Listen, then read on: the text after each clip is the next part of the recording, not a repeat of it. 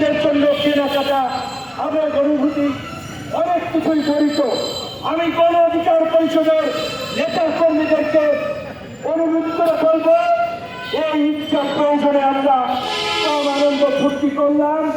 আগামীকালকে থেকে সারা দেশে জেলা উপজেলায় গণ অধিকার পরিষদের নেতা কর্মীরা আওয়ামী লীগ নিষিদ্ধ গণ স্বাক্ষর এবং অবস্থান কর্মসূচি পালন করবে।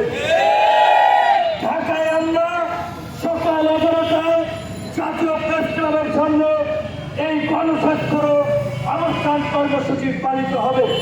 একইভাবে জেলা পর্যায়ে উপজেলা পর্যায়ে 4টার সুবিধাজনক সময়ে সারা দেশে আওয়ামী লীগ নিষিদ্ধ গণহত্যার বিচার, লুটপাটের বিচারের দাবিতে এই গণস্বাক্ষর আপনারা সংগ্রহ করবেন এবং এই জনসমর্থন দিয়ে পরবর্তীতে আমাদের করণীয় এবং কর্মসূচি ঠিক করা হবে।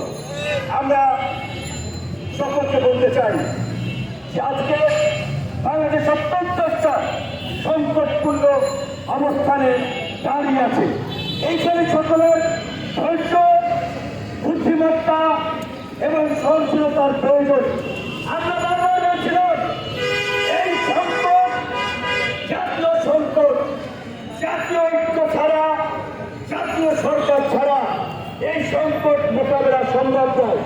এই বক্তব্য 2 বছর আগে দিয়েছি। ইউটিউবে যান, গুগলে যান। আমরা জেলের মধ্যে ছিলাম, আমরা তো হাউস কইরা জেলে যাই নাই।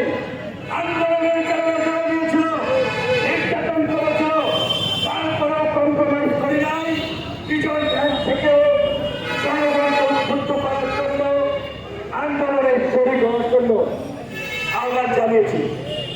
আন্দোলনের এই প্রতিবাদন পতনের পরে এই ছাত্র নেতারা কেন জাতীয় সরকার গঠন করল না? তারা কেন শুধুমাত্র 2 জনের প্রতিনিধি পরবর্তীতে আরেকজন ঢুকিয়েছে আর বিভিন্ন দূতাবাসের প্রেসক্রিপশনে এই এনজিও সরকার গঠন করছে? এই জবাব এই ছাত্র নেতাদেরকে দিতে হবে।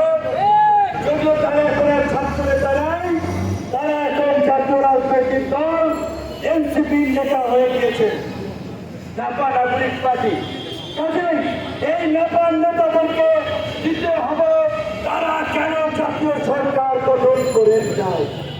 আর আপনারা যদি বিপ্লবের প্রকৃত চেতনা ধারণ করেন, সরকারের থেকে সুবিধাবান ভারতবাদী রাজনীতি না করে জনগণের কাতারে এসে রাজপথ থেকে আপনারা আওয়ামী লীগ নিষিদ্ধের দাবিতে আন্দোলন করেন, আবার কাঁধে কাঁধ মিলিয়ে জুলাই গণ অভ্যুত্থানের মতো বাংলাদেশকে আওয়ামী মুক্ত করি।